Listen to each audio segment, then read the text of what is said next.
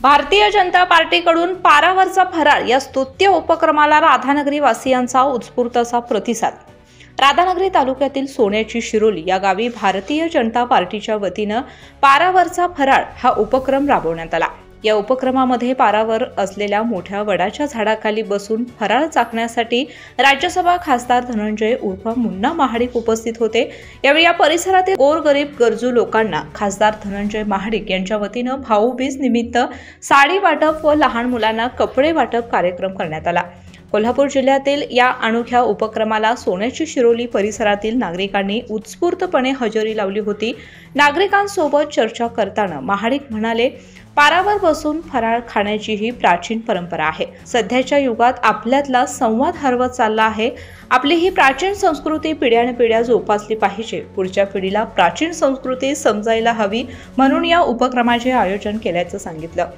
Bharatiya Janata party Mahadik परिवाराच्या वतीने प्रत्येक वर्षी दिवाळीनिमित्त काही उपक्रम असतात। या वर्षी कोल्हापूर जिल्ह्यातील राधानगरी तालुक्यातील सोन्याची शिरोली हे गाव म्हणजे अतिशय डोंगराळ असणारे हे गाव, या गावामध्ये आम्ही भारतीय जनता पार्टी सर्व पदाधिकारी येऊन ग्रामस्थ, सर्व सरपंच, त्यांचे सर्व बॉडी आणि मोठ्या प्रमाणात या भागातील गरजू महिला आहेत, गोरगरीब लोक आहेत, यांच्या समवेत पारावरची दिवाळी साजरी करावी, पारावर बसून फराळ करावा, ही जी आपली प्राचीन काळापासून चालत आलेली ही जी आपली संस्कृती आहे हे जोपासण्यासाठी हा उपक्रम घेतलेला होता। यामध्ये अनेक गरजू लोकांना, महिलांना साड्या, गोरगरिबांच्या मुलांना कपडे आणि सरांशर गप्पा टप्पा अशा पद्धतीचा हा कार्यक्रम आयोजित केलेला आहे। उद्देश एकच आहे की आपल्यातला संवाद हरवत चाललेला आहे। आपली संस्कृती जोपासली गेली पाहिजे, आपले संस्कार जोपासले गेले पाहिजे, पुढील पिढीने त्यामध्ये सहभाग घेतला पाहिजे, म्हणून आम्ही या ग्रामीण भागामध्ये या फराळाचं नियोजन केलेलं आहे। दिवाळी निमित्त हा स्तुत्य उपक्रम राबवण्यात आला असला तरी भारतीय जनता पार्टीसाठी आगामी जिल्हा परिषद, पंचायत समिती निवडणुकांसाठी राधानगरी तालुक्यामध्ये नक्कीच बळ मिळणार असल्याचं राजाराम कारखान्याचे व्हाईस चेअरमन गोविंदराव चौगुले यांनी सांगितलं। ते म्हणाले, राधानगरी पंचायत समिती निवडणुकीसाठी विजयबाबा महाडिक या युवा नेतृत्वाला संधी देऊन तालुक्यात विकासाचा नवा अजेंडा तयार झाला पाहिजे। गावागावातून महाडिक यांच्या उमेदवारीसाठी नागरिकांमधून जोर असल्याचं त्यांनी सांगितलं। यावेळी भाजपचे जिल्हाध्यक्ष नाथाजी पाटील, विजयबाबा महाडिक जिल्हा उपाध्यक्ष संभाजी आरडे, राजाराम कारखान्याचे vice chairman Govindrao Chougule, doctor Subhash Jadhav, Lahuji Jarag, Bhajpa युवा मोर्चाचे जिल्हाध्यक्ष रवीश पाटील कौलवकर, राधानगरी तालुका अध्यक्ष स्वप्नील जरग, संतोष कातिवले, परशुराम महाडिक, मानसिंग पाटील, युवराज जाधव, अरुण जाधव आदींसह भारतीय जनता पार्टीचे पदाधिकारी, कार्यकर्ते मोठ्या संख्येने उपस्थित होते। साहेब, स्थानिक स्वराज्य संस्थेच्या निवडणुका होत आहेत, महायुती म्हणून आपण एकत्र बसण्याच्या काही चर्चा सध्या सुरू आहेत कोल्हापूर जिल्ह्यात। येणाऱ्या सगळ्या स्थानिक स्वराज्य संस्थेच्या ज्या निवडणुका आहेत त्या महायुती म्हणून लढाव्यात, अशा पद्धतीच्या सूचना आमचे वरिष्ठ नेते सन्माननीय देवेंद्र फडणवीस साहेबांनी आम्हाला दिलेले आहेत। परंतु अजून जिल्हा स्तरावर किंवा तालुका स्तरावर अशा कुठल्याही चर्चांना अजून सुरुवात झालेली नाही।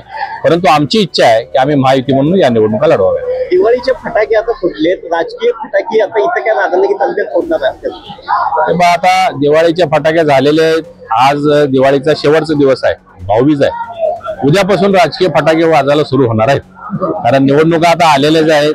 नगरपालिका आहेत, पुन्हा जिल्हा परिषद, पंचायत समिती आहेत, महापालिका आहेत, सुरू झालेले आता काय बरेच वर्ष, 10 वर्षांना जवळजवळ या निवडणुका व्हायला लागलेल्या आहेत। त्यामुळे नुसते फटाके नाहीत, मोठे बॉम्ब सुद्धा फुटलेले तुम्हाला पाहायला मिळतील। साहेब, विजयबाबा महाडिक यांच्या उमेदवारीबद्दल गावागावातून चर्चा होती आणि लोकांच्या मधून त्यांना चांगला सपोर्ट आहे। त्यांच्या उमेदवारीबद्दल काय चर्चा नाही तर काही वरिष्ठ पातळीवर? भारतीय जनता पार्टी हा शिस्तीनं चालणारा पक्ष आहे आणि एक सिस्टीम अशी आहे की प्रत्येक ठिकाणी कोर कमिटी असते, कोर कमिटीच्या माध्यमातून सर्वेक्षण केलं जातं, इच्छुकांच्या मुलाखती घेतल्या जातात, ती सगळी नावं जिल्हा स्तरावरून राज्य स्तरावर आणि वरिष्ठ पातळीवर त्याचा निर्णय घेतला जातो।